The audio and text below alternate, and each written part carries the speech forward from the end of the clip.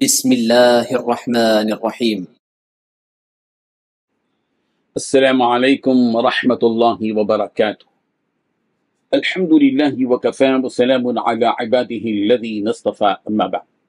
حاضرین و ناظرین، یہ درس نمبر 2101 ہے اور آج سورۃ المجادلہ کی 2 آیتوں کی تلاوت اور تشریح کی جائے گی، آیت نمبر 9 اور 10۔ چلیے سب سے پہلے ہم ان 2 آیتوں کی تلاوت کرتے ہیں، لفظی ترجمے اور ترجمے کے بعد تشریح کرتے ہیں۔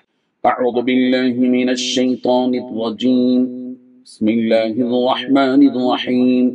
یا ایہا الذین آمنوا إذا تناجيتم فلا تتناجوا بالإثم والعدوان ومعصية الرسول وتناجوا بالبر والتقوى واتقوا الله الذي إليه تحشرون إنما النجوى من الشيطان ليحزن الذين آمنوا وَلَيْسَ بِضَارِّهِمْ شَيْئًا إِلَّا بِإِذْنِ اللَّهِ وَعَلَى اللَّهِ فَلْيَتَوَكَّلِ الْمُؤْمِنُونَ۔ صدق اللہ العظیم۔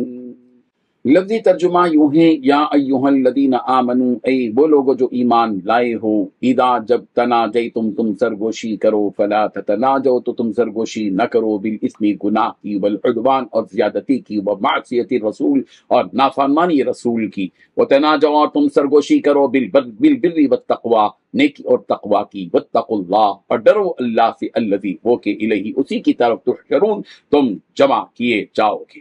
انما النجوى بس سرگوشی تو من الشیطان شیطان کی طرف سے ہے، لیحزن تاکہ وہ غم زدہ کرے، الذین ان لوگوں کو جو آمنوا ایمان لائے، ولیس بضارہم اور وہ ضرر نہیں دینے والا انہیں، شیئن کچھ بھی، الا مگر باذن اللہ اللہ کے حکم سے، وعلی اللہ اور اللہ ہی پر، فلیتوکل المؤمنون مومنوں کو توکل کرنا چاہیے۔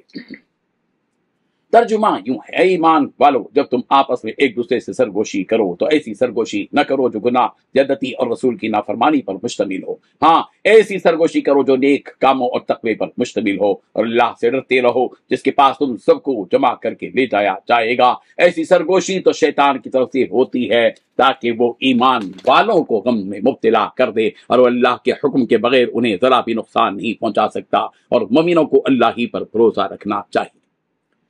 ان 2 آیتوں میں 6 باتیں بیان کی گئی ہیں۔ پہلی بات، اے ایمان والو جب تم آپس میں ایک دوسرے سے سرگوشی کرو تو ایسی سرگوشی نہ کرو جو گناہ، زیادتی اور رسول کی نافرمانی پر مشتمل ہو۔ دوسری بات ہے، ہاں ایسی سرگوشی کرو جو نیک کاموں اور تقوی پر مشتمل ہو۔ تیسری بات، اللہ سے ڈرتے رہو جس کے پاس تم سب کو جمع کر کے لے جایا جائے گا۔ چوتھی بات، ایسی سرگوشی تو شیطان کی طرف سے ہوتی ہے تاکہ وہ ایمان والوں کو غم میں مبتلا کر دے۔ پانچویں بات، شیطان اللہ کے حکم کے بغیر انہیں ذرا بھی نقصان نہیں پہنچا سکتا۔ چھٹی بات، مومنوں کو اللہ ہی پر بھروسہ رکھنا چاہیے۔